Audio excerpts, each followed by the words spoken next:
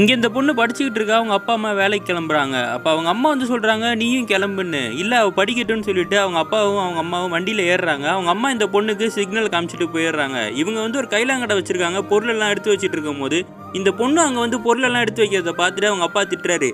இவளை எதுக்கு கூப்பிட்டா, இவ எதுக்கு வேலை செஞ்சுக்கிட்டு இருக்கா, என் பொண்ணு இதெல்லாம் செய்யக்கூடாது, இங்கேருந்து போன்னு சொல்லி திட்டுறாரு. பொண்ணு போனதுக்கப்புறம் ஒய்ஃப் கிட்ட சாரி கேட்டு சொல்கிறாரு, நம்ம வாழ்க்கை தான் இந்த மாதிரி ஆயிடுச்சு, நம்ம பொண்ணு படித்து பெரிய ஆள் ஆகட்டும், அதனால தான் நான் இந்த மாதிரி சொன்னேன்னு சொல்லிக்கிட்டு இருக்காரு. கொஞ்ச நாளில் வந்து ஊரில் லாக்டவுன் போட்டுடுறாங்க. இவங்க வீட்டுக்குள்ளேயே இருக்க வேண்டியதாக போயிடுது. அப்போ ஒய்ஃப் வந்து இவர்கிட்ட சொல்கிறாரு, நம்ம பொண்ணுக்கு அடுத்த வாரத்துல ஸ்கூல் வந்து ஃபோனில் தான் எடுக்க போகிறாங்களாம், சீக்கிரமாக ஃபோன் அரேஞ்ச் பண்ண சொன்னாங்கன்னு. பாவம் இவர்கிட்டயே உடஞ்சி போன ஃபோன் தான் இருக்குது.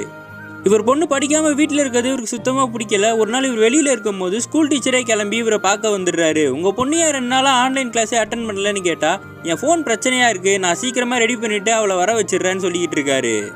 அதுக்கப்புறம் அவர் கடைக்கு போய் தேடி ஒரு உடஞ்சி போன ஃபோனை எடுத்துகிட்டு வந்து வீட்டில் சார்ஜ் போட்டு பார்க்குறாங்க. அது ஆன் ஆகவே இல்லை. நீ கவலைப்படாதம்மா, சார்ஜர் பாயிண்டில் தான் ஏதாவது பிரச்சனையாக இருக்குன்னு சொல்லி ஒரு கடைக்கு எடுத்துகிட்டு போய் அவங்ககிட்ட கொடுத்தா, இல்லை மதர் போர்டு பிரச்சனையாக இருக்குது, இந்த ஃபோன் போச்சு, இதுக்கு பதிலாக புது ஃபோன் வாங்கிக்கோங்க, என்கிட்ட 25,000 15,000 வரைக்கும் ஃபோன் இருக்குன்னும் போது அவன் இவர்கிட்ட அவ்வளோ காசு இல்லை, என்ன பண்ணுறதுன்னு தெரியாமல் திரும்பி வீட்டுக்கு வந்துக்கிட்டு இருக்காரு.